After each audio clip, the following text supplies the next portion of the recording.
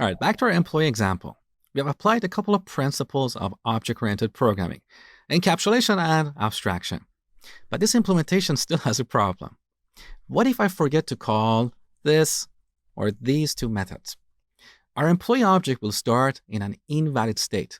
The base salary and the hourly rate fields are going to be 0. Let me show you. So temporarily, I'm going to make the base salary public so we can quickly read it for this demo. Before we calculate the wage, let's print employee.base salary. We run the program and we see 0. All right, now let's remove this line. We don't need it anymore. And let's make this field private. So here we have a bad implementation because whoever is using the employee class has to remember to call these methods in order. This is bad design. We don't want to force the consumers or the clients of our classes to use them in a particular way. This is like having a magical remote control that forces you to press A and then B before you can change the channel. That's really strange. So we want to make the interface of this class as simple as possible. We want to reduce the guesswork. How can we do this? Well, at the time we create this employee object, we want to put it in an initial valid state. So we want to pass these values over here. Now here we have a compilation error. So let me temporarily remove these arguments. We're going to create a constructor in this class. A constructor is a special method that is called when we create a new object. Look at this line. This looks like we're calling a method, right? Well, actually, we do have a method by this very name in our employee class. We didn't create it, but the Java compiler automatically creates this method, and this method is what we call a constructor. It's used to construct or create a new employee object. The job of this default constructor is to initialize our fields to their default values. So numbers are going to be 0, booleans are going to be false, and reference types are going to be null. So back to our employee class, let's create a constructor. After we declare these fields, we declare a constructor method like this. Public, this method is not going to have a return type, not even void. Here we should type the name of the class with the same capitalization, exactly the same. So employee, we add parentheses.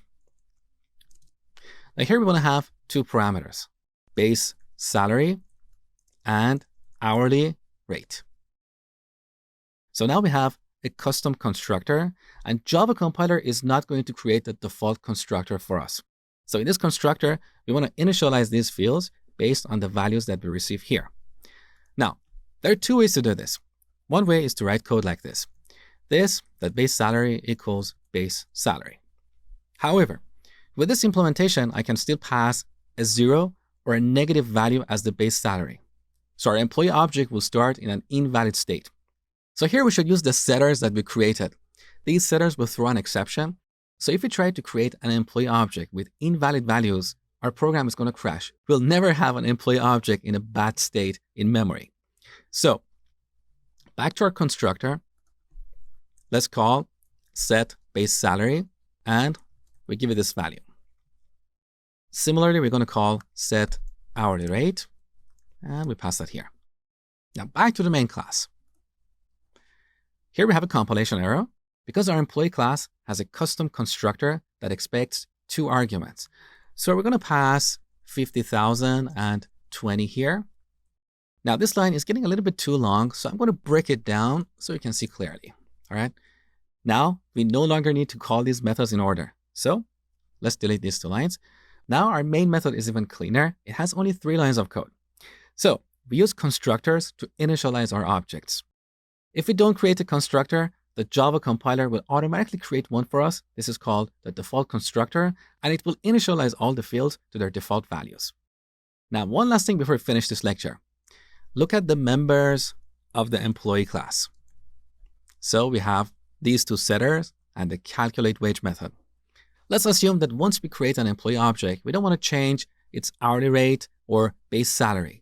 So once again, we can apply the abstraction principle and hide these details. Back to our employee class. I'm going to make this private.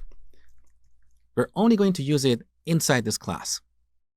Once again, let's make this other method private as well.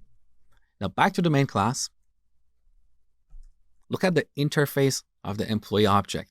It's very simple. It only has a single method. This is a beautiful implementation. This is object-oriented programming in action.